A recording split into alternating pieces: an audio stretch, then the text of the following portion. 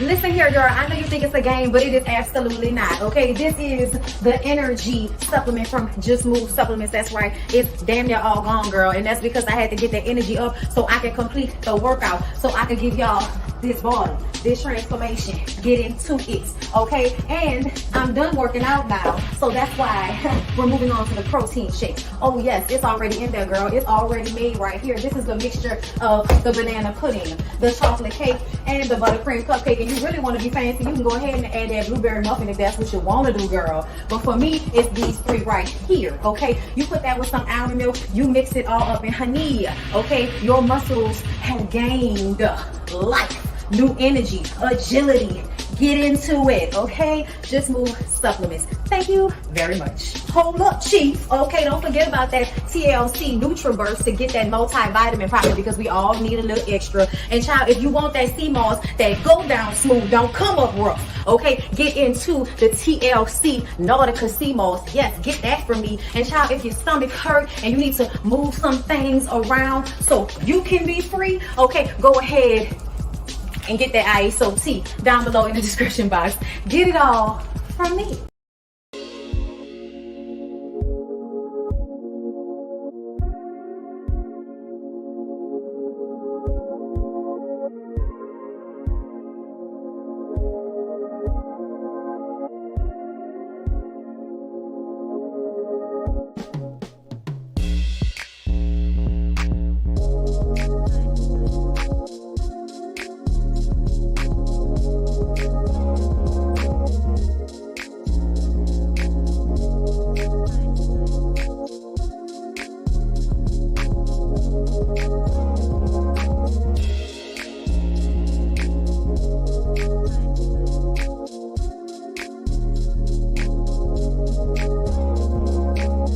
Come on in, come on in, come on in, not come on in, not come.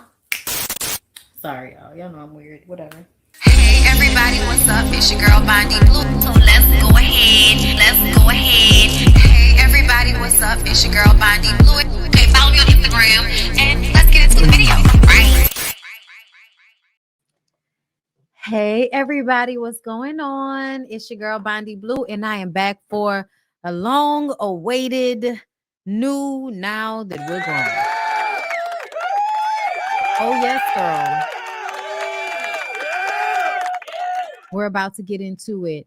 Okay, so I seem to be having a little bit of an internet issue here. And y'all, I feel like it's the neighborhood I live in mostly, but it's also whenever people are home. Okay. And y'all know it's a whole last Saturday. So everybody's home, child. I guess. I mean, it's a beautiful day. I wish they would go somewhere. Get out the house. Get off the damn Wi-Fi that we for some reason pay for separately, but all have to be on collectively. I really do have an issue with how they've bamboozled and led us astray when it comes to the cable company, y'all. But either way, as y'all come in, make sure y'all like the video, subscribe to my channel if you have not already. It is greatly appreciated. I'm about to come on camera. I just want to get a girl a little small graphic here, because all I have is the big one that y'all see before you. Okay, but we're about to get into it. Purple Rain, girl. Listen, I'm gonna tell y'all what prompted me to even do Purple Rain as I pull this in. What prompted me to do Purple Rain was Princella, the Queen Maker, on YouTube, TikTok, all the things. And Princella did a video where she was talking about Prince and the relationships he'd had, with underage girls. Like he would kind of have these relationships with underage girls and wait until they were, of age, and then start the actual romantic or physical relationship. But more interesting than that, because that's what all of the dudes do, to be honest. It doesn't matter who they are. For some reason, all of these men are deeply infatuated with being able to treat women like children. So that's what we see in this movie. Like, we actually see that the character that Prince is playing is himself. That's who he was. He was a womanizer.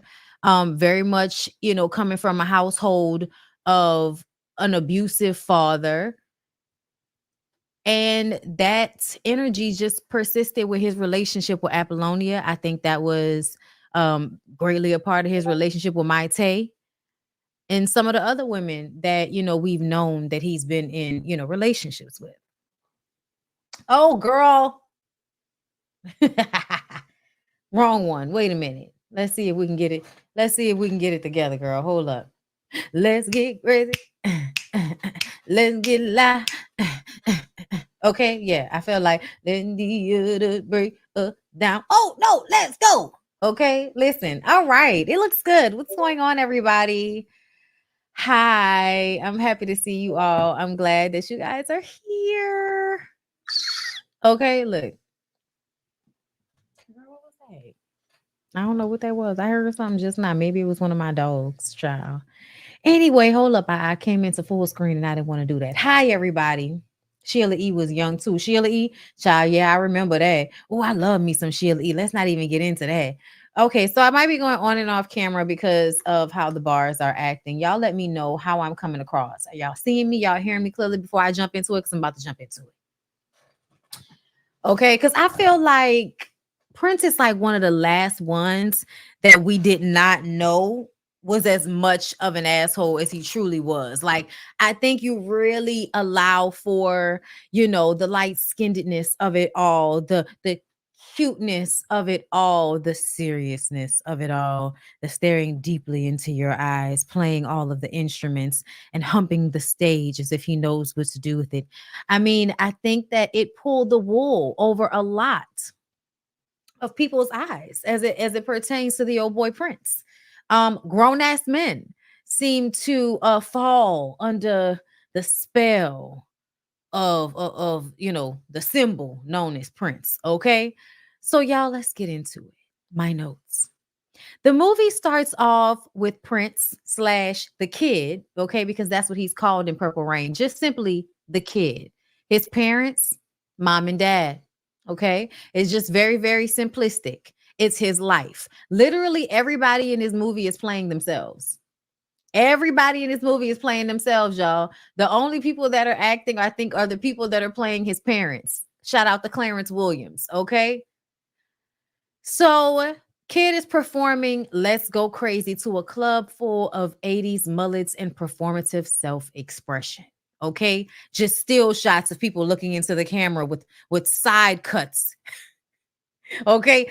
Like lightning rod eye makeup and shit. Okay? I'm loving it, right? The 80s, I feel like, was the only time where everybody was able to be so expressive with the way they adorn themselves, and it was not a oh my god you're gay thing. Like, the 80s was the last time that people could just like be performative about their style without somebody calling them gay every 5 minutes. You know what I'm saying? And as I've said, there's nothing wrong with being gay, but I get tired of y'all making everything simply be about that.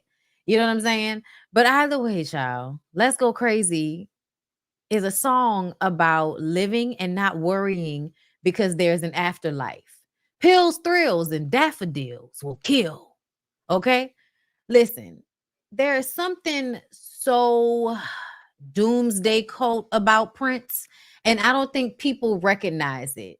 But it's something very doomsday cult like about Prince. A lot of his music, even him being starkly religious. Wasn't he like a not an evangelist? He was Jehovah's Witness, I believe, but just very stark religious beliefs, but also extremely sexual and provocative in his expression. I just want to remind y'all that that's only something I feel like men can do without being judged. Like, think about it. Prince is a rock star, right? And he was light skinned enough to be able to do all of the things that he did without great scrutiny. Yes, the record labels and all of that did not like Prince because Prince wanted his money. Okay. But essentially, as it pertains to his image and pop culture and in Black culture, he is extremely well respected, regardless of whether his ass cheeks were out or not. Okay. He was the most mysterious Gemini ever. I'm in good company, crazy people with extreme talent and magnetism. Okay, it's something I work on, child. All right, you got to be a magnet, girl. So Apollonia is running out on a cab that wanted to charge her 38 bucks that she did not have.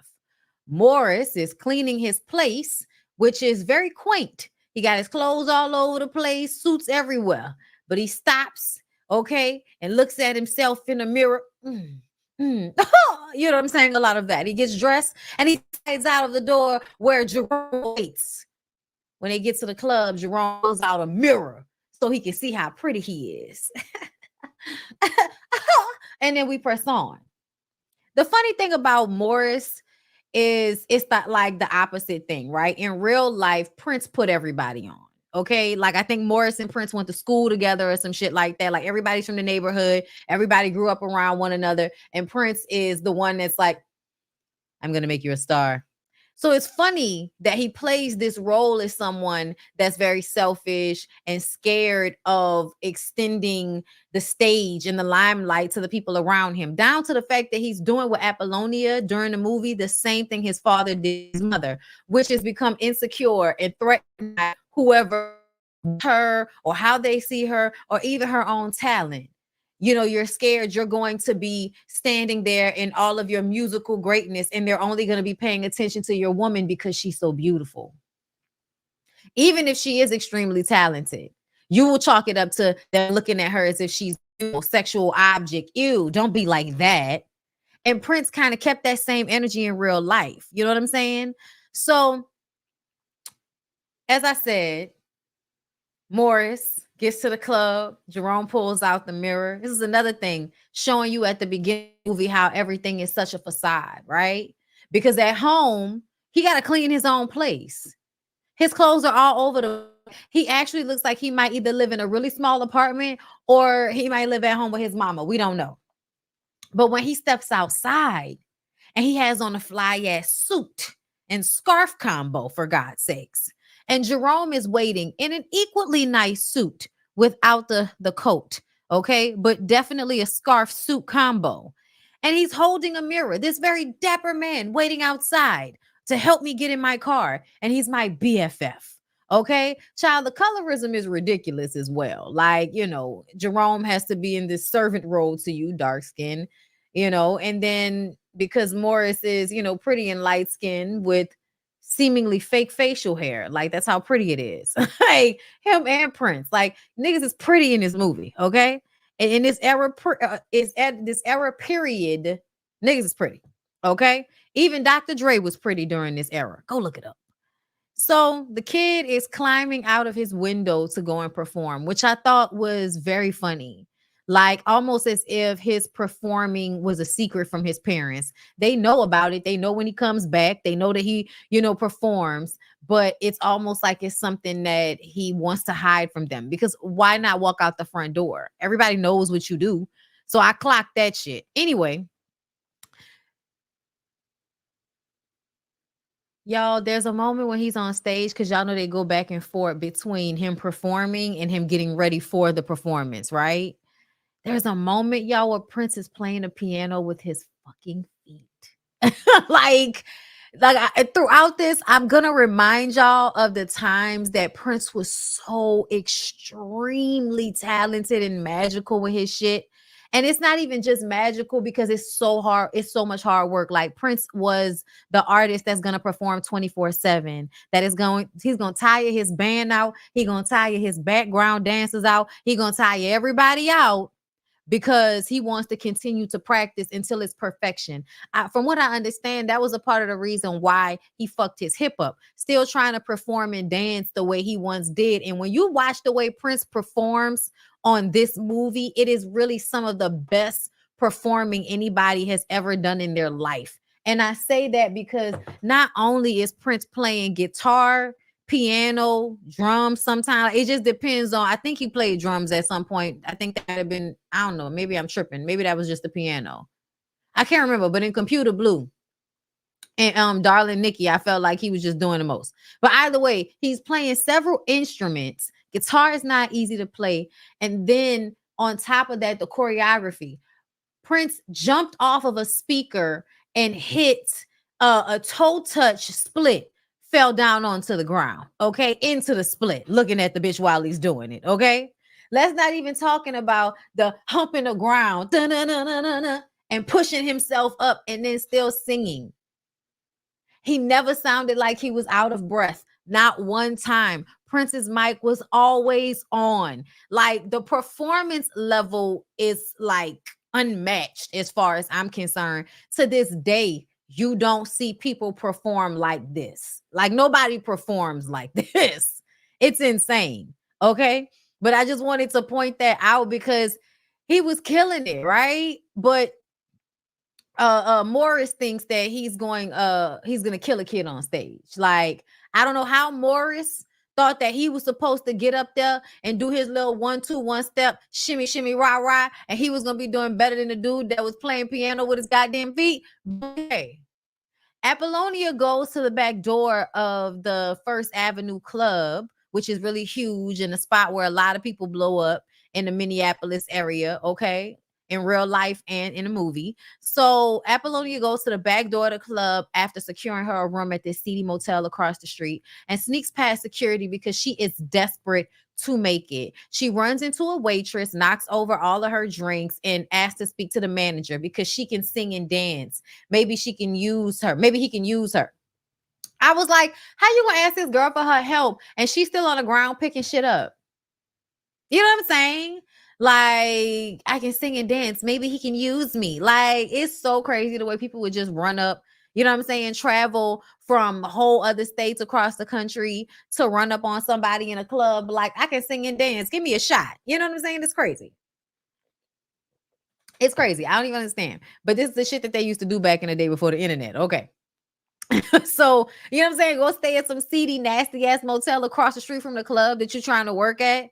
And then just desperately try so hard to get in, even by fucking the dudes who got clout in the club.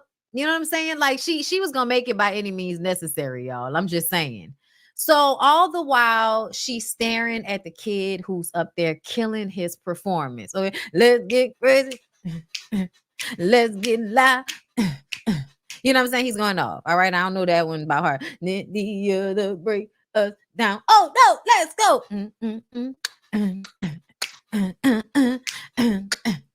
Okay.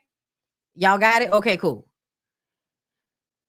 So after the kid gets off stage, Morris gets up there and not playing no instruments, just himself, his charisma, and his suits performing My Jungle Love. Yeah, oh, think I wanna know ya. Ooh, my jungle love. Listen, what the fuck is jungle love supposed to mean? Because for us, that meant interracial, right? Didn't that mean interracial? Are we singing about interracial love? Is that what's going on? Jungle love. I don't know what's going on. That was jungle fever, but it doesn't matter. Like whatever's going on, that wasn't as good as what the fuck Prince did. But we're gonna act like, you know, in this movie, Morris is real competition for the kid. Okay, so down in the audience, the kid does notice Apollonia because he's the type of person that knows every face in a club, even if he acts like he doesn't know any of you motherfuckers. He knows everybody's face, so he knows the new face. And he notices her, but he stands behind her like a creep with those fire ass sunglasses on in this middle picture here. Okay. He stares like he not staring, but he's staring. But she has her back turned to him, trying to play it cool. And right when she turns around to speak to him, because you know she can feel him standing behind her, because she's been watching his ass all night, he disappears. Playing mind games already with this girl, okay? He hasn't even spoken to her, and he's already playing mind games with her. He also clocked the waitress putting her name and address on the board. So he knows where that is placed. So he knows when he comes back the next day for rehearsal or the meeting that he's going to be too late for, he's going to know exactly where to go and look at that bulletin board and find Apollonia in her address. Creepy. Yeah, I know. I know this is it's not mysterious. You only feel like it's mysterious because you actually do want to fuck him. But if you were looking at this from the standpoint of somebody who you found unattractive, this would be creepy. Okay, very much creepy. So when the kid gets home, his father has his mom cornered, screaming. She doesn't need to be outside in the street. She's a whore. She's to be inside this house. Keep this place clean.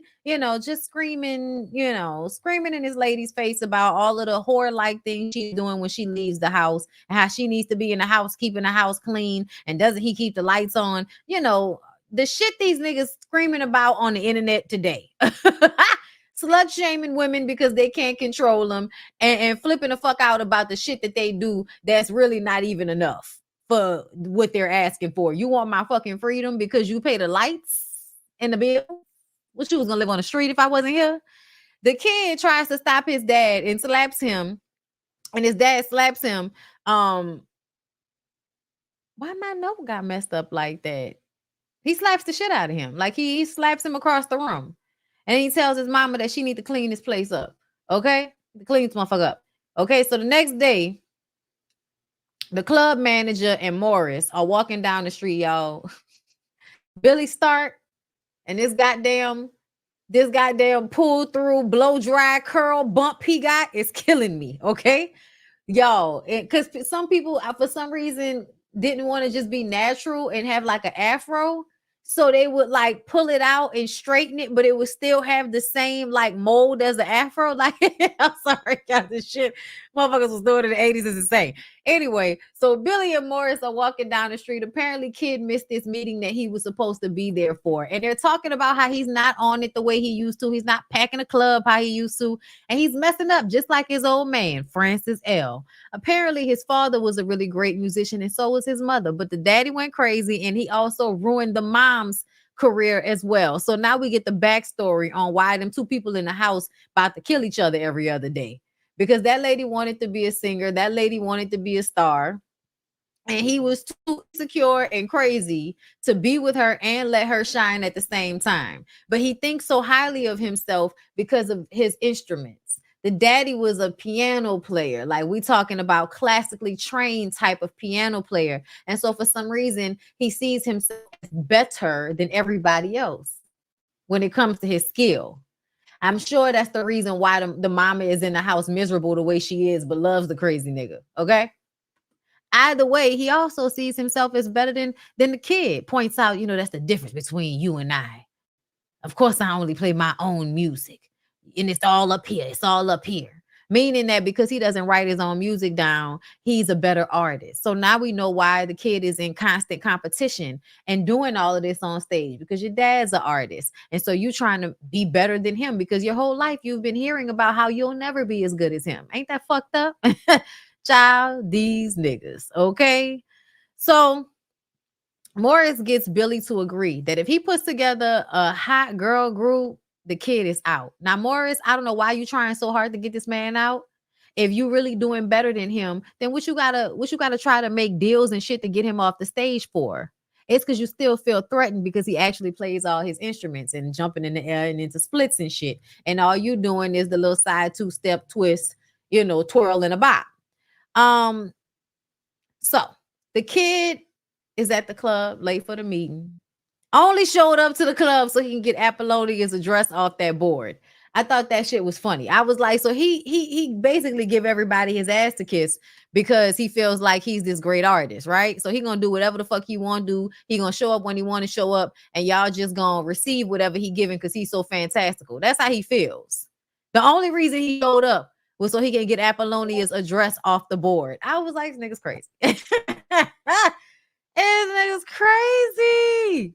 So y'all, Morris and Jerome work with some girls, okay? This is the two parts of Apollonia 6, aka Vanity 6, two parts, okay?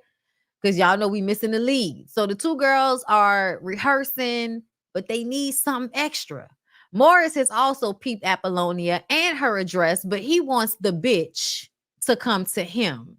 He's the only star in this town. Do y'all see how they view themselves in competition with women, even though They need women, want women. They still put themselves in competition with them, which is so weird to me when you really think about it. If you want something, why are you competing with it? Like, or you know what I'm saying? Or only wanting to have it around if you can use it. It's crazy. A woman cuts them off as they're walking down the street and she starts screaming about how she waited up all night on Morris and who the fuck does he think she is? And Jerome slides behind her and he gives Jerome the nod. And y'all, this is some of the most disrespectful shit that I have ever seen. And I think this should let y'all know how men feel about women. You know what I'm saying? Like, people, Purple Rain is one of the most influential albums in movies of its era. Understand how many young black men growing up in the 80s watched this and felt like, oh, I want to be like this. I want to be like this. I want to be like these niggas. And what did this man do? Picked this lady up and threw her in the dumpster. Jerome picked her up and threw her in the dumpster. And please don't get me wrong. On some level, ma'am, for you to even be on this nigga after he had you waiting all night. When I tell you, child, I would never talk to the nigga again. It'd be a cold day in hell. If you play with me like that, you gonna have to call me because I'm not gonna call you. That's me though. Okay. I call that having an ego and self-confidence. All right. I don't know what y'all are out here doing, but she rolling up on him to curse him out and let him know how he not gonna play with her like that. That was only so you can have an interaction with him because you want him to know you mad, because you want him to fix it, because you still want to fool his puss ass. He has his homeboy throw you in a fucking dumpster. Y'all, they act like this was such a funny moment, but y'all, this was like some of the most fucked up shit I think like I've ever casually seen done in a movie. Jerome picked the lady up and threw her in a dumpster.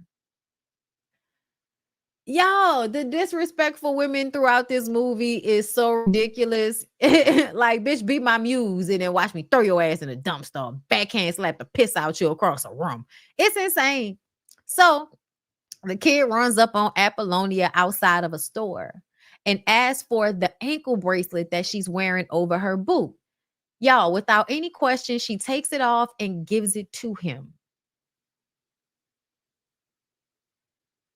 I'm not taking shit off and giving it to you, nigga. I don't care how attractive you are. You're like, girl, oh my God. Like, where is the I'm pretty too in this? You know what I'm saying? Oh my God. He says she can have it back later. And then he asks who gave it to her, a man or a woman. She says, huh? And he says, you're lying. I can tell by your reaction. First of all, nigga, I have not even responded to your question. And you're calling me a liar?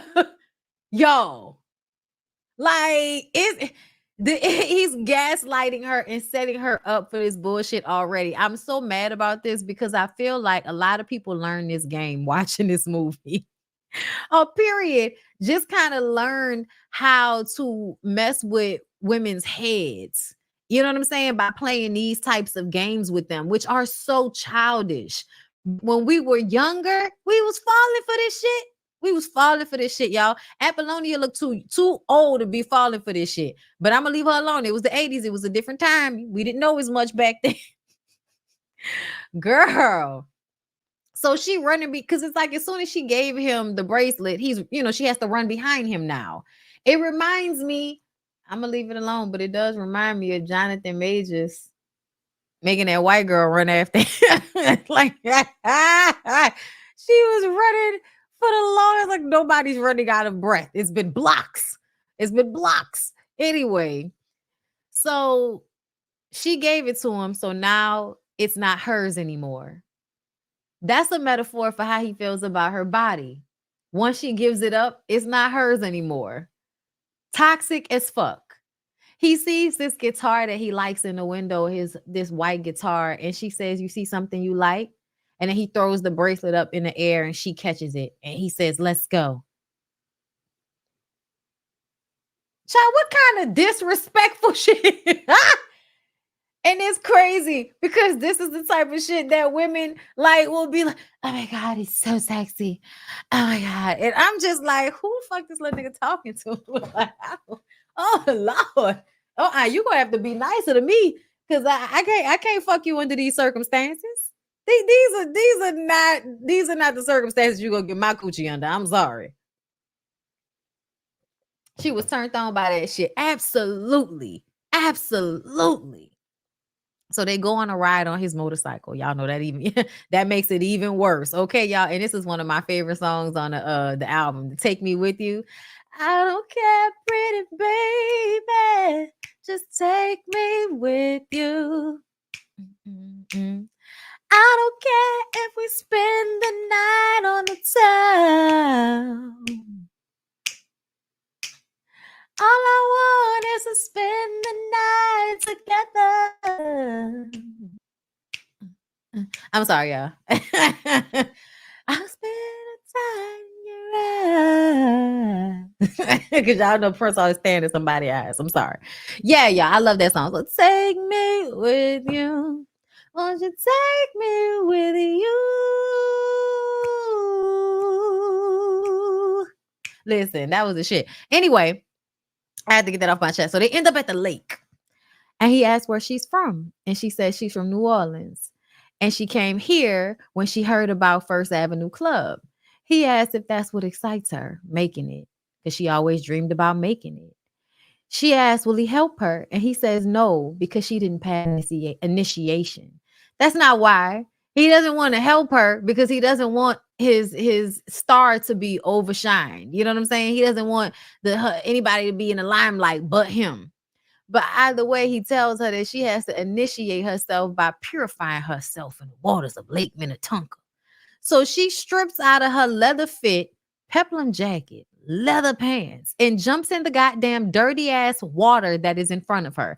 And right when now mind you, she was taking her clothes off. So he had time to tell her not to run and jump in that water. He waited until she was actually running to be like, hey, wait.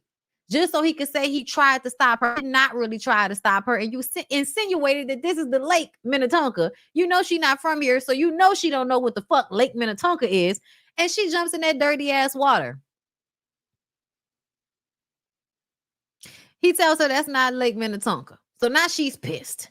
He jumps on his motorcycle and rides off as she struggles to put on her leather outfit. Do y'all know how nasty that must have felt?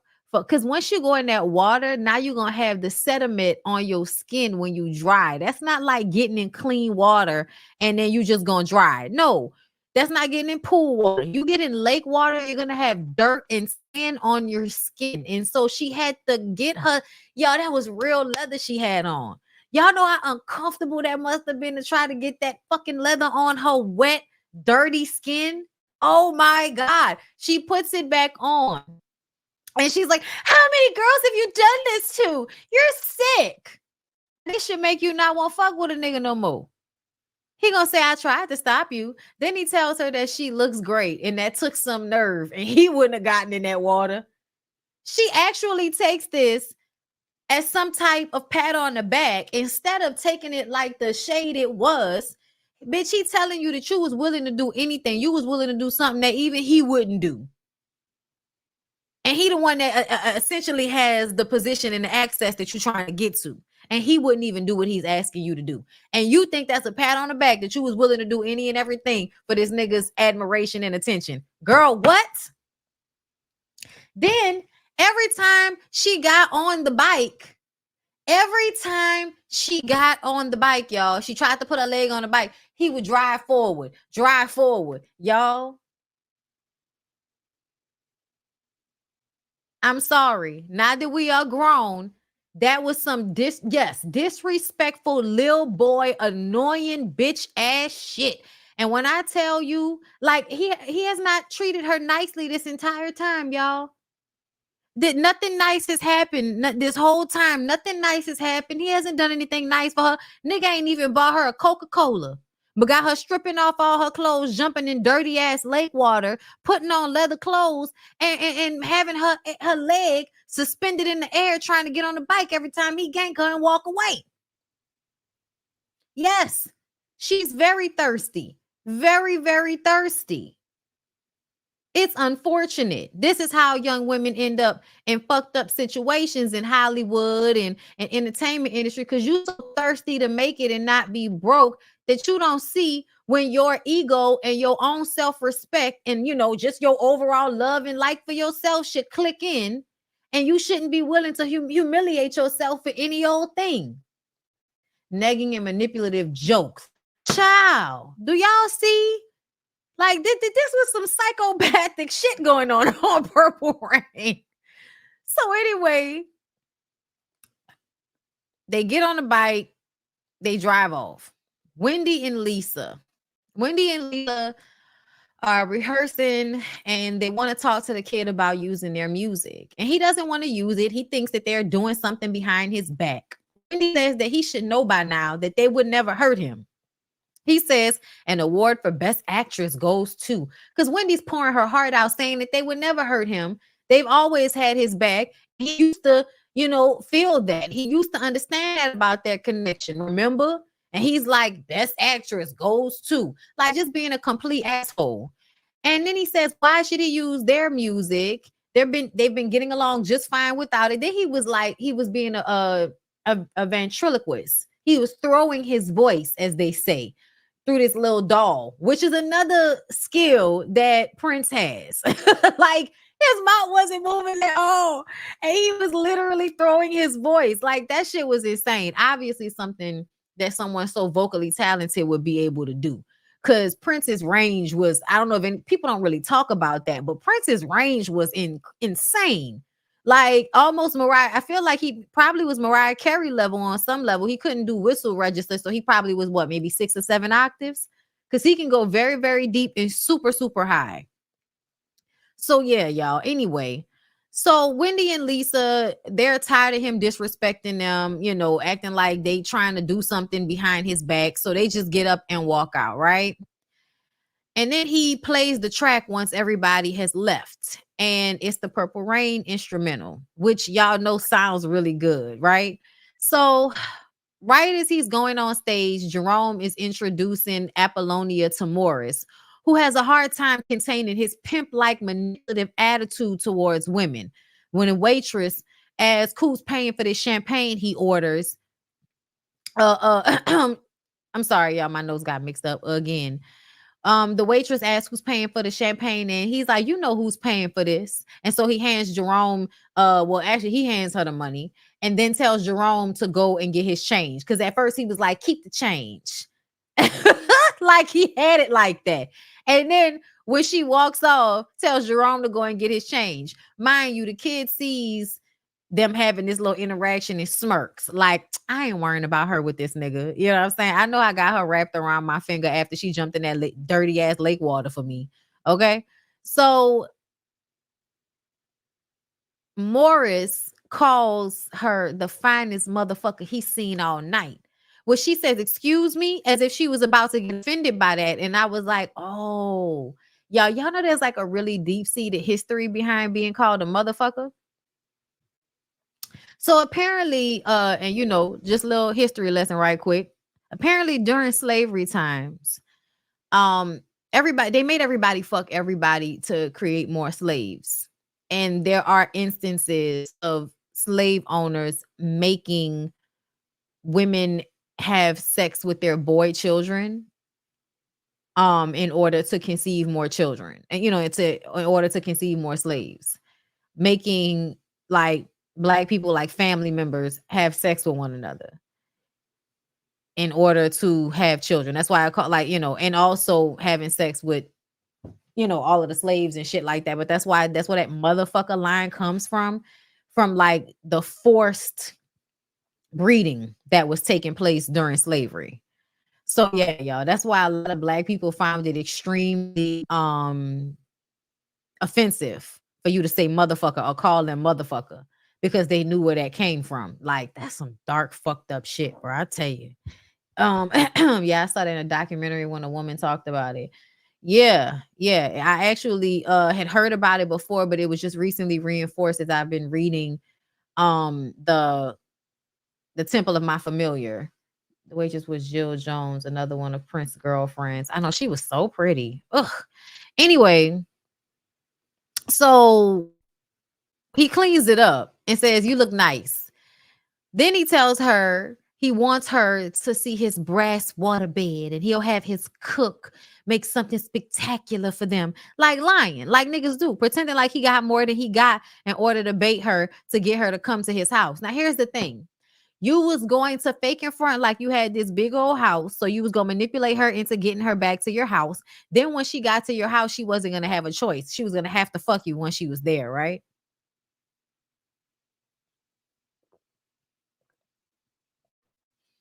But people act like it's so far-fetched for women to have gotten assaulted as much as they do, to the point that sometimes women don't even know that they've been assaulted. Child, anyway, he says, "I'm gonna make you love me." And I'm just like, child, I'd like to see it try. I want to see you try. I don't know how to treat nobody around here. So, y'all, the revolution performs the beautiful ones. Oh my God. Baby, baby, baby. What's it gonna be? Baby, baby, baby. If we got married, would that be cool? You are so hard to find. The beautiful ones, they hurt you every time. Y'all, that song is so real. What's it gonna be, baby? You want him. You want me. Cause I want you. I do. Okay, yes. Baby, baby, baby, baby. May not know what I'm going, babe. Oh, look at here. I say you may not know what I do.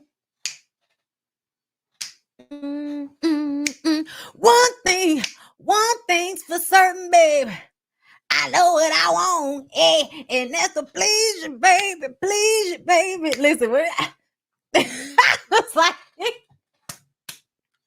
yo, that nigga performed his ass off. Her ass was sitting there in the audience.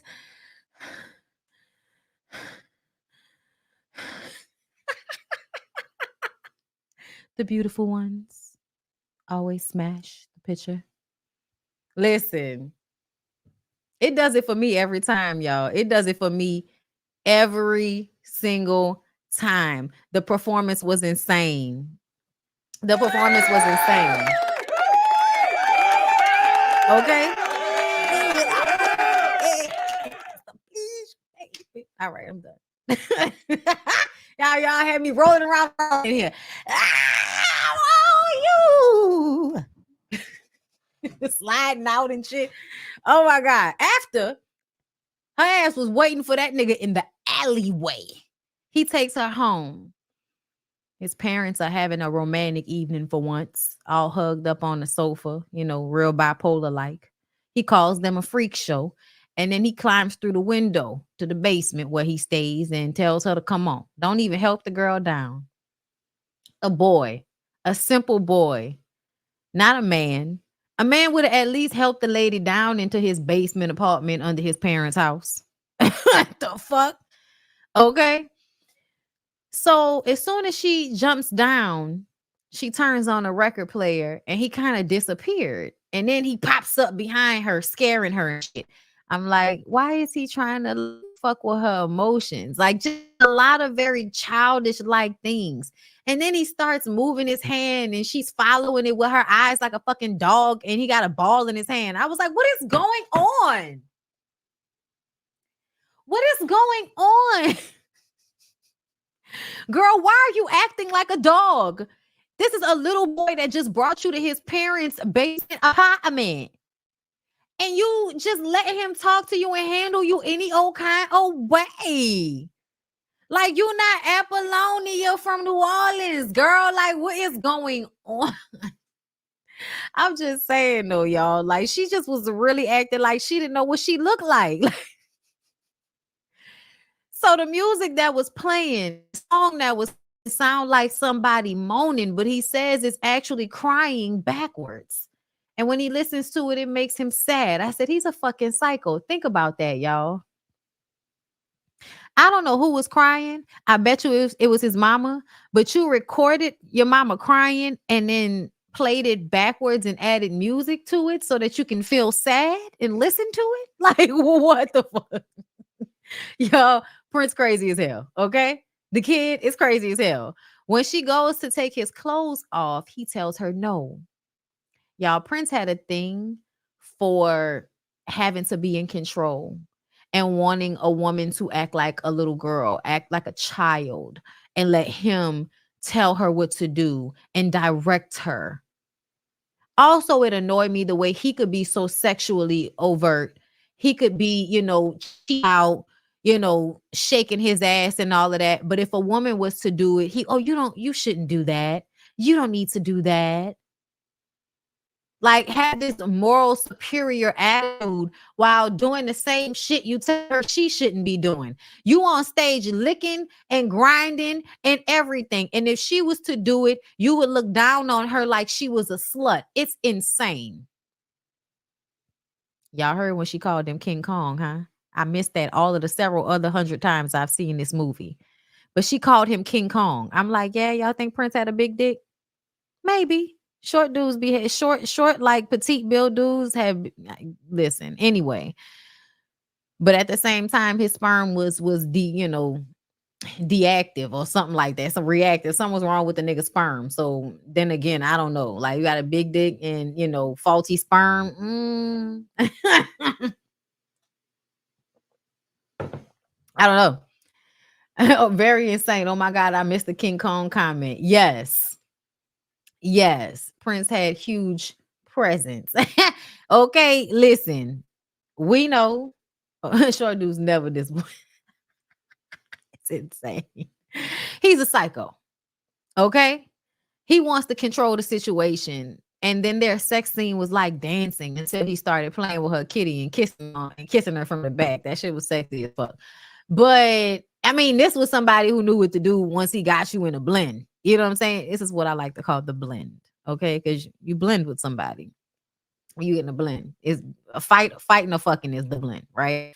So they get in a blend, and child, he knew what to do. Like he knew where to go with it. You know what I'm saying? He was touching shit. Okay, all kind of stuff. Janelle Monáe said in the interview that a mentor of hers shamed her back in the day when she wore a revealing outfit. She didn't say who it was, but I assumed it was Prince. It probably was Prince. Had his whole ass cheeks out whenever you would see him and got the audacity to judge women for exposing themselves in the same way. Ain't that some shit? That's why I always say all of these niggas that talk shit about women and girls who do OnlyFans are so full of shit. Because if you were as equally attractive and wanted in that manner, then you would do the same thing. You would sell pictures of yourself online for money because y'all niggas don't like to work. You know what I'm saying? Like, y'all would do whatever y'all wanted to do with y'all bodies if that meant looking good and being wanted and being seen as attractive. That's all y'all niggas be wanting now. That's why y'all get so mad at women. Because women do these things easily. Like, almost any man will sleep with almost every woman. It's not the same thing for women. Most women won't sleep with almost every man. Not even a little bit. Not even a little bit. Okay. And this is what y'all be mad about. So anyway, child, the sex scene was complete. We was feeling it. It was sexy. The kid finds Wendy and Lisa still at the club rehearsing their music once again. Everyone else has left because he was late once again. He tells them to lay off trying to convince him to use their stupid music. Meanwhile, Morris has rolled up on Apollonia, offering her lead spot in his group. She thinks the kid is going to help her, but Morris informs her the kid ain't going to help you. He ain't never did nothing for nobody but himself. She tells him that she doesn't have time for this and walks. So just like he said he didn't want to do, he didn't want to chase no bitch. Shout out the Future. Here he go. Chasing a bitch. talking about, they can help each other and everybody can, win in this situation if she joins the group. So she pawns her ankle bracelet while staying at that skeezy, nasty ass motel so that she could buy Prince a white guitar. Y'all, did y'all hear what I just said?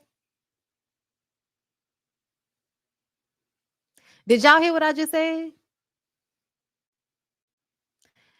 She pawned her ankle bracelet while living at that skeezy, nasty ass motel so that she could buy this nigga a white guitar that he saw in a store window. If y'all don't know how crazy that is, let me tell you, that's stupid and that's insane. She's a woman out here that just moved from Louisiana to Minneapolis, seemingly with nothing but the clothes on her back. And she went and pawned her gold ankle bracelet, not for herself, not to make sure she could not run off on a $38 taxi cab bill. No, but to get him a guitar he don't need. He not staying in a motel. He's staying in his parents' house, not paying no bills. And he already got guitars. Dickmatized ain't the word. That nigga must have put meat down, okay? That nigga must have been in that bitch having her swinging from the chandeliers, because that's the only way a young woman with nothing spends her last, which she don't even have, on a nigga that's living at home with his parents. I saw a comment I want to respond to. I can see him saying that after he became a Jehovah's Witness later in life. Marco, no. Okay, when I say no, I'm trying to get you to understand Prince is like this in this movie because he does the same thing to Apollonia. Apollonia wants to smoke or drink or do anything he feels like is not ladylike. He's smacking shit out your hand. Pimping. Okay? It's that's why he didn't want her to perform with Morris. He don't want her to perform. He don't want her in this world. The fuck you mean you don't want me in this world? That's the only reason you met me, is because I wanted to be a star. You know I wanted to be a star because we had a conversation about it the first time we got together. You know this about me. But you want to change my dream. Y'all, the nigga wants to change her dream. Knows that she wants to be a performer. Knows that she wants to sing. Pretends he's going to help her. Also that he can stop her and encapsulate her inside of a goddamn bottle. So he can use her for his own what they call it. Help me, y'all. Y'all know I be spacing on the words sometimes. He wants to use her as a muse, but don't want her to be able to perform. He's always controlling and judgmental when it came to women. And it's obvious that that's the way his father raised him to be, because that's the same shit that his daddy was saying to the mama. And we know that the mom and daddy started out as what? Performers. Y'all, Prince is crazy as hell. Think about it. Excuse me. Excuse me. Sorry. Where was I? So the kid is at home listening to Lisa and Wendy's track again when his father and mother start fighting again. He calls, the daddy called the mama a whore, as I was just saying. She says that she doesn't like it here. He never talks to her. Like, it's dark. That nigga's depressed. Okay? And he's abusive. So he is only in a good mood ever so often. He says, don't I keep the heat on? Like, oh, okay. Like, you keep the heat on. What the fuck that's supposed to mean? She says, you're crazy. Then he slaps her hard as hell. He says that he could make her happy if she just believed in him. That is some crazy ass shit. You can't make me happy because I have to make me happy. First of all, that's something old school people, y'all don't like to deal with. Y'all don't like to deal with the fact that the two individual people need to make themselves happy. And that's because you want to be under the control of a man. And so you can't make yourself happy and be under the control of a man at the same time. That's just not how that works. Which is why this woman is being abused and still loves to be there. Because she wants to be controlled by a man. That's what she's been raised as what she should want. But is it really what she wants? No, because she's miserable. But she feels beholden to him. So she can't go anywhere. So she'll have the moment where they'll cry, they'll fight. She'll try to leave. He'll beat her ass. He'll feel bad about it. Then he'll beat her ass again. So yeah, this is the cycle. This is the cycle a lot of us saw. The next day, Apollonia comes over to Prince's place with the new guitar that she got for him. And it almost seems as if she got him the guitar just to tell him some shit that he didn't want to hear. But really, she bought him the guitar because of the dick. So he don't have nothing to give her, even though he got instruments. This nigga got access to the club, everything. You know what he gives her? One of the hoop earrings out of his ear. I said, bitch.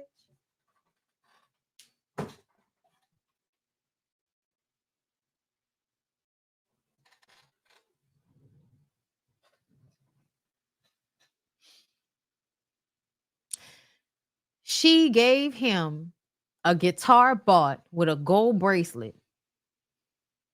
He gave her a hoop earring that he took out his ear. I doubt it was real anything. That was special. Crystal, cut it out. Cut it the fuck out. It just shows the unequalness of the situation. She really excited to get this hoop earring, y'all. She's so excited to get this hoop earring. Like everybody gonna know that that's the kid's hoop earring in her. For a dirty ass hoop earring. Smelling like old cartilage. Y'all are hilarious. Anyway. She tells him that she's gonna join Morris's group. He says, what? She said, I'm gonna join Morris's group. He backhand slapped the piss out of her. And then he goes over to her like he's sorry, but he doesn't apologize. He says, don't you like us the way we are? Don't you like being around me? Don't you like our relationship? Aren't you happy with the way things are? Do you know Morris? Do you know what he's about? Don't I make you happy?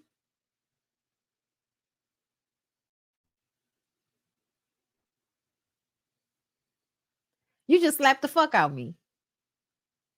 And now you asking me if you make me happy. No, nigga, you just hit me. You're not making me happy. What the fuck are you talking about? I just gave you a guitar with money I didn't have, and you smacking the fuck out of me because you don't want me to perform with your adversary's group, even though you're not offering me anything. All she says is, what, you jealous? And runs out, holding her face. And she kept the hoop earring because it's the 80s, and we get over niggas slapping us with a little bit of time and just remembering what the dick was like. So he goes for a ride and they play Dig If You Will, a picture of you and I in a kiss. The sweat of your body covers me. Can you, my darling, can you picture this? Meet, if you will, a courtyard. Oceans and violets in bloom. And with the most tri-curious poses, I feel the heat between me. Yeah, how could you just leave me standing? Alone in the world is so cold.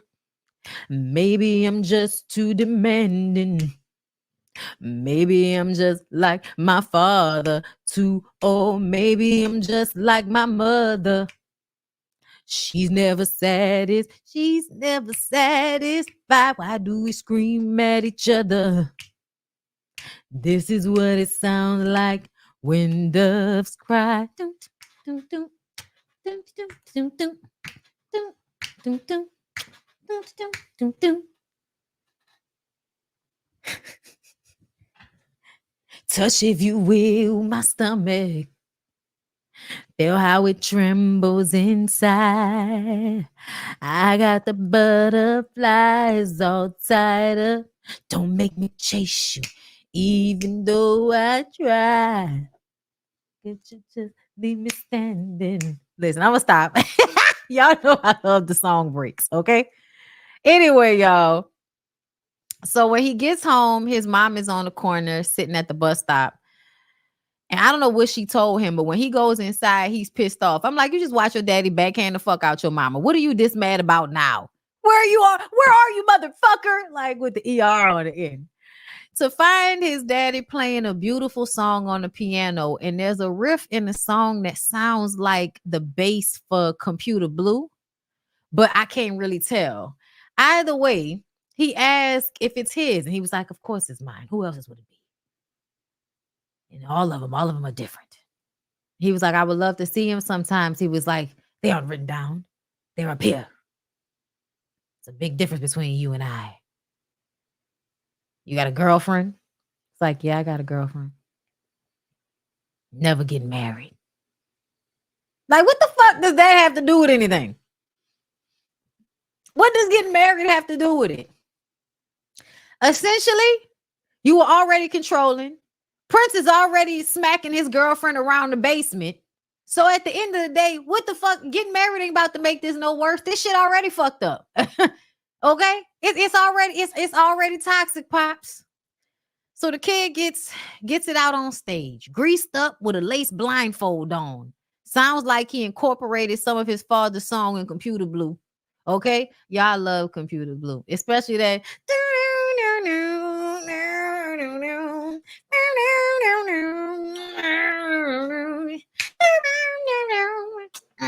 You be killing that shit. I'm sorry. Okay, I love that one. Anyway, Morris and Apollonia pull up to the club. She's here, she could see that the kid is performing. And she's like, listen, Morris, I don't want to hurt anybody, okay? And Morris is like, listen, we got a performance in a few days. It's necessary for us to go in here and rub elbows, all right? They go inside, and Billy says the kid is in rare form tonight. He gets up there. He get up there. Hold up, y'all. I gotta do it. Hold up. I gotta do Double Nikki for y'all. That's my shit, y'all. Hold up. For some reason, try not to laugh because it's my shit. But he was so serious on stage. Okay, hold on. I knew a girl named Nikki. I guess you could say she was a sex fiend. I met her in a hotel lobby, masturbating with the magazine. How you do that? She said, how'd you like to waste some time? And I could not resist when I saw little Nikki grind.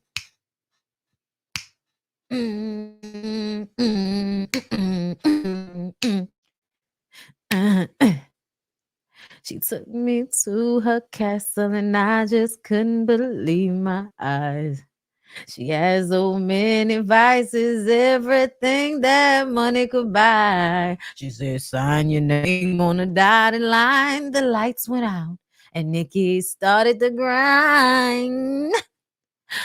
Oh, Nikki. At this point, Apollonia is in a crowd crying. Woke up the next morning. Nikki wasn't there. I looked all over, all I found was a phone number on the stairs. It said, thank you for a funky time. Call me up whenever you want grind. Okay? She gets up, she runs out. Nikki, come back, nigga. You daddy let her go.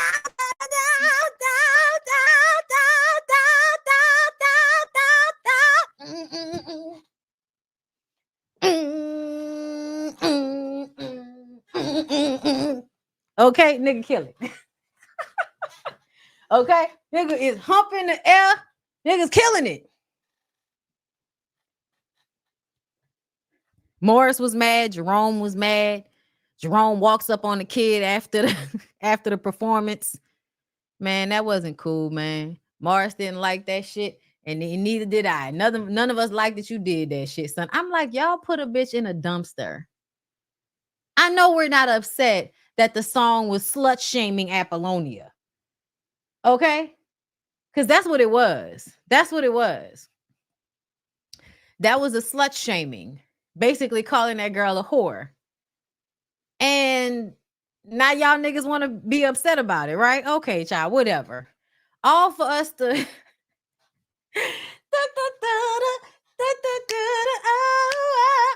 okay, Apollonia.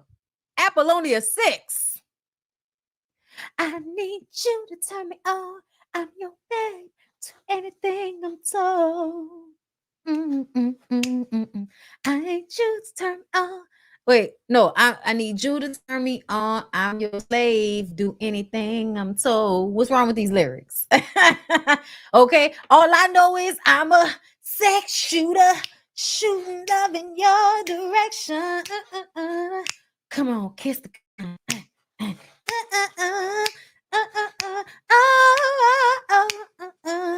Come on, kiss the gun. Guaranteed fun. Sex shooter, shooting love in your direction. Listen, that's my shit, y'all. I don't know if y'all know. Like, sex shooter is actually my shit. Okay.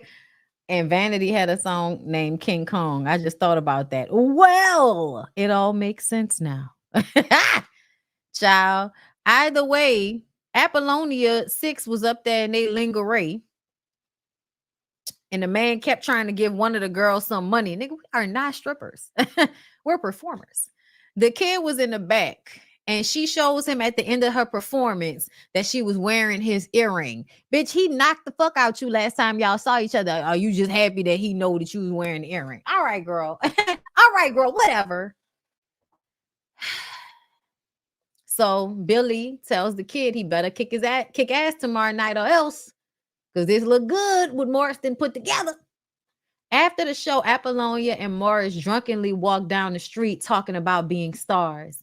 She kisses him on the cheek, thanking him because she's just so excited they did a good job. Still wearing her lingerie and a cape, drinking from his flask.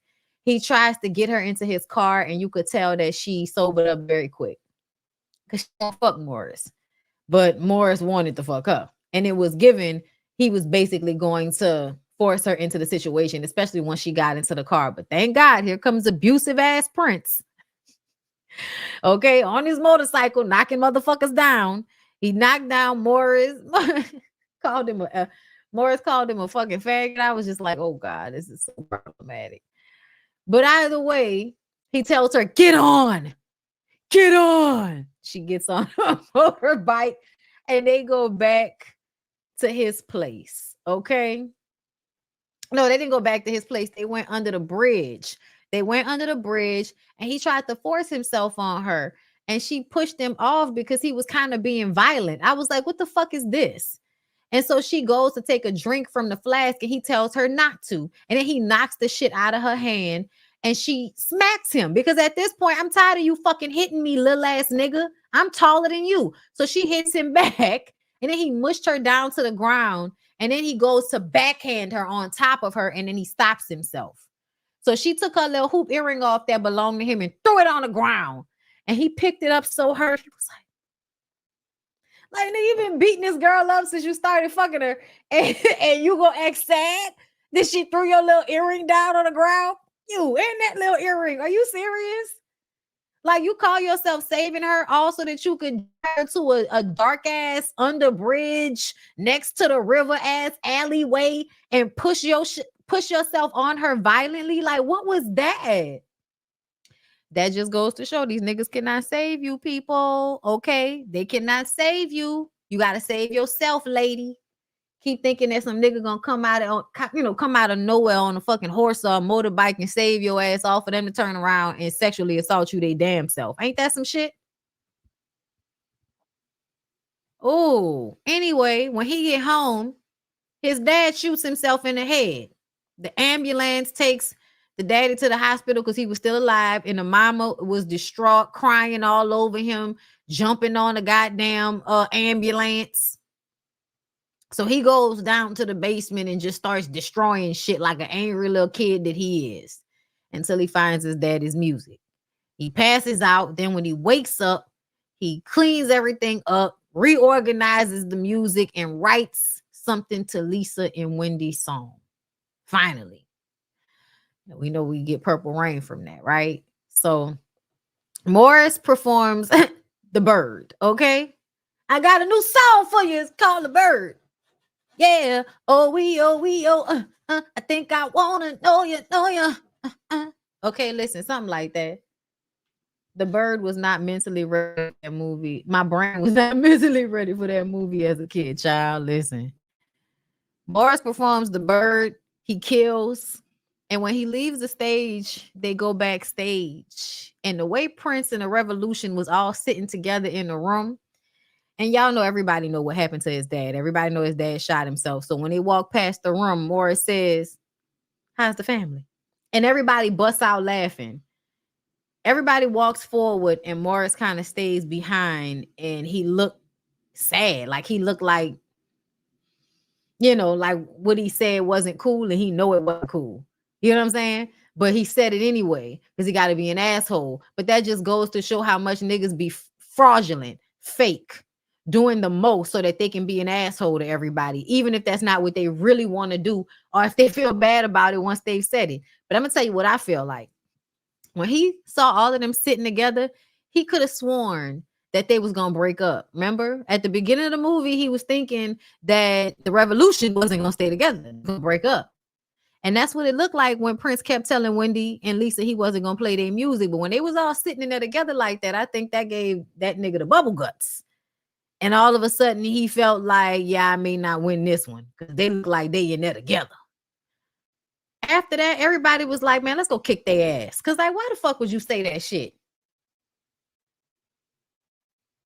So they go on stage, man, and he dedicates the song to his dad. No, no, no, no. Thinking about the bass. Dun, dun, dun, dun, dun, dun, dun, dun. I never meant to cause you any sorrow. Come on, y'all. What did I say? I never meant to cause you any pain. I only wanted one time to see you laughing. It's such a shame my friendship had to end. Purple rain, purple rain. I probably skipped a verse, but it don't matter. Purple rain, purple rain.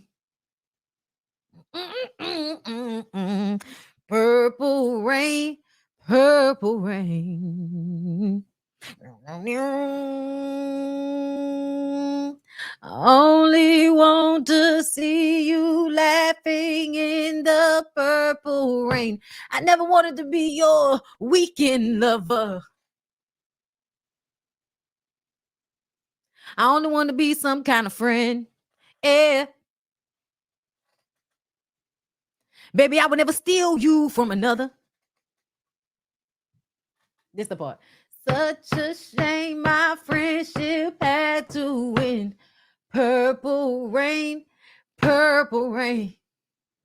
Y'all know, when you're not listening to it, you can't always remember the lyrics, right? Purple rain, purple rain. If anybody know what I'm saying, go ahead and put up your hands. Purple rain, purple rain. Only want to see you bathing in the purple rain. Honey, I know times are changing.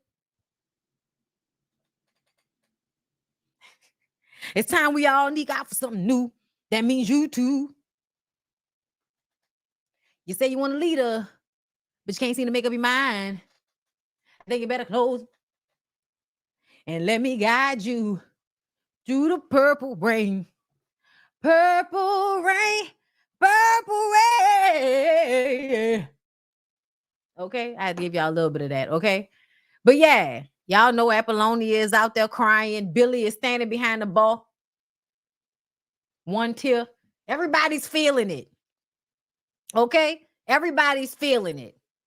After everybody's cheering, you know what I'm saying? It was a beautiful song. We was feeling it. Dum dum dum dum dum dum dum dum dum dum dum dum dum dum dum dum dum dum.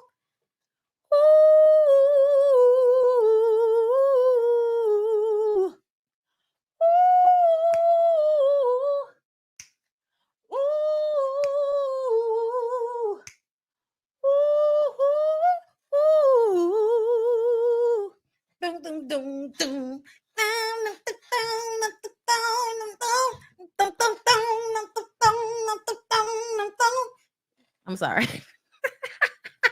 That's the part right there. That riff, that he did.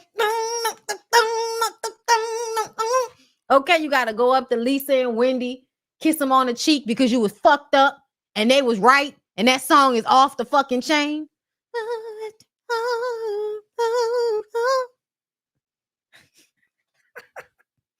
Okay. So he runs backstage. Then he hears the roar of the crowd. And then Jill comes to the door as he's turning around. And he says, hi. And she got tears falling down her face. And she says, hi. And he runs back out. And he pick up the tambourine. He go out there to perform my favorite shit. Dum, dum, I would die for you. Yeah. Darling, if you want me to, you. I would die for you. I'm not your love. I'm not your friend. I'm something that you never could pretend. No need to worry. No need to cry. I'm your Messiah and it's the reason why. 'Cause you, yeah, I would die for you. Yeah, darling, if you want me, do you? Yeah, I would die for you. Oh, wow. It's the sin I taught me about when you call. Make you happy when you're sad. Make you good when you are mad. I'm a human, I'm a dove. I got you, I am love. Oh, I really need is to know that you believe. Yeah, I would die for you.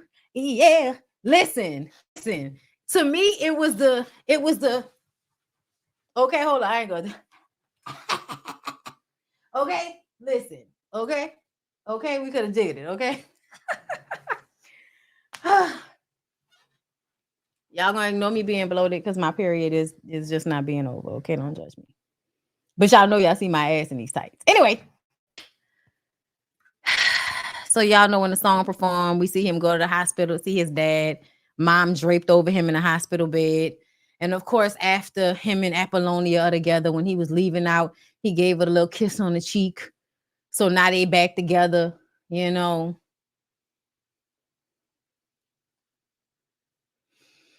So the cycle continues.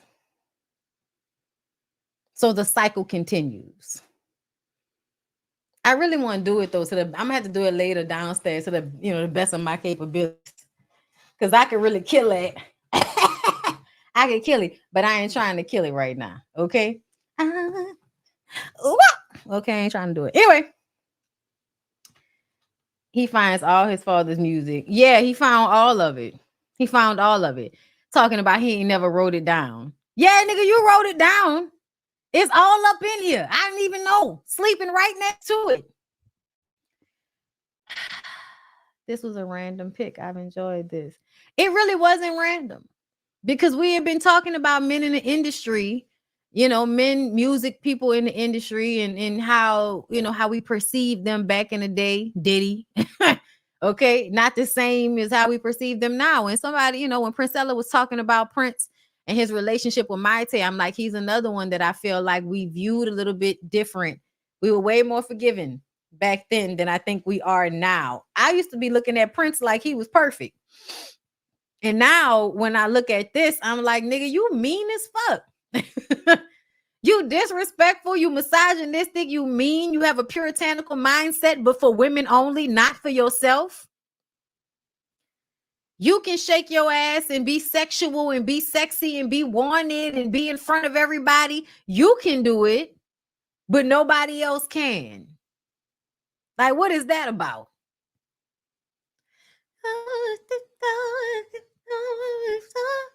Hold up. I'm about to look it up. Let me guide you to the purple rain. Purple rain. Purple rain. Okay. It says in Prince's song Purple Rain, the term purple rain refers to the end of the world, being with a loved one and letting faith or God guide you through the purple rain. And that's another thing I wanted to mention. How I told y'all his music was very doomsday, very end of the world. I don't know if anybody was paying attention to that, but it was happening throughout a lot of the songs. A lot of the songs are about how people are living reckless, because they know that life is gonna be over one day, but we're gonna go to heaven, and then it's God, and, doomsday. Like, it's a lot of doomsday shit. Deep, yes, but also extremely sad and spiritual in a way that is of fear. You know what I'm saying? It's like putting a coat in your music. Let's see the song. In Prince's song Purple Rain is healing medicine. The song also uses spiritual and religious undertones, such as, you say you want a leader, but you can't seem to make up your mind. I think you better close it and let me guide you through the purple rain. See, that's problematic to me. Why the fuck would I ever close my mind and let somebody lead me? That I don't like that, y'all. That to me, that's a part of sexuality and spirituality. I think they blend it for him. And that's what I'm talking about, y'all. When you see God as a man, you also see men as God. And a lot of people don't understand that this is what they're doing subconsciously. But even in his music, he's talking about God as if it's separate from himself. Relationships with women, he sees himself as a God. He sees himself as someone that you need to be shutting up and listening to, that you need to let guide you and lead you. He can't even guide and lead himself out his parents' fucking basement. But and this is the song. We all know in real life, Prince became extremely successful. But still, you know what I'm saying? Still, his music is just like the perfect blend of how society uses religion and sexuality to control people. Perfect. Prince was estranged when that baby had passed away after 1 week, and he had them pretend that the baby was still alive. It was odd. Sexual, religion, and spirituality. His songs were heavy on this. Yes. Yeah, pop life really gets into it. Yeah, I would never do that. I would never close my mind unless someone else guide me. Who's doing that? Exactly. But that's what he's writing in his songs. That's why I said it sounds like a doomsday cult.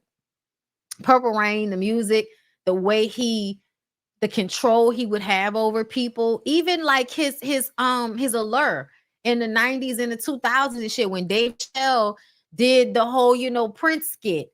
It's all centered around Prince having a very godlike cult leader vibe to him, where he can just stare at a man or a woman and be able to control them.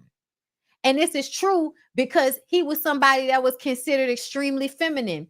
But some of the hardest niggas in the industry, you would never see them try to play or, disrespect Prince in the industry. Like, that just did not happen, even though he was somebody that was considered feminine.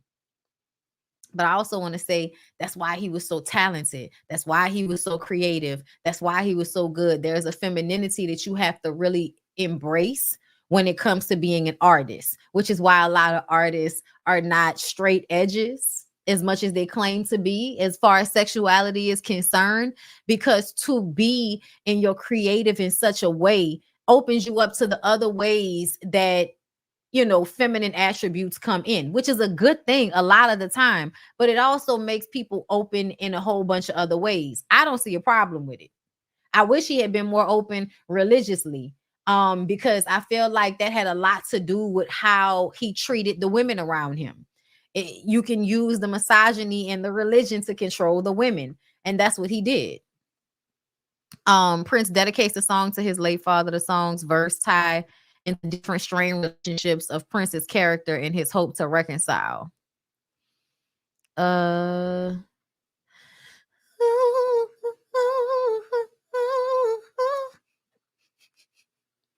yeah, in an Urban Dictionary, purple rain is a feeling of wanting to escape emotional responsibility by traveling. It can also refer to a restless feeling of boredom, restlessness, and confinement. Anyway, you guys, that's basically it for the purple rain. Now that we're grown, I hope y'all enjoyed this. I hope folks dig Prince's musical catalog. He's a true artist in every sense of the word. Agreed, he is. Yes, some kind of God complex. That's what I feel like he had. And I feel like a lot of great artists kind of develop that God complex, especially when people start calling them geniuses and all of that shit.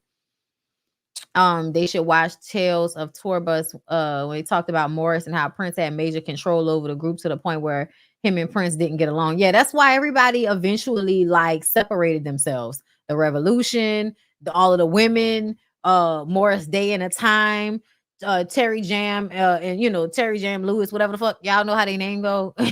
I'm always confusing it. But yes, y'all, thank y'all so much. I hope y'all enjoyed this now that we're grown. I can't wait till I get in the mood to do another one. I enjoy doing this. I hope y'all enjoy watching. The lyrics of 7 were always so mysterious. Just reading some of y'all comments. Okay, y'all, I'm about to go so I can go and struggle through this workout. I love y'all. I hope y'all have a good rest of y'all weekend, and I will see y'all next week. Okay, bye.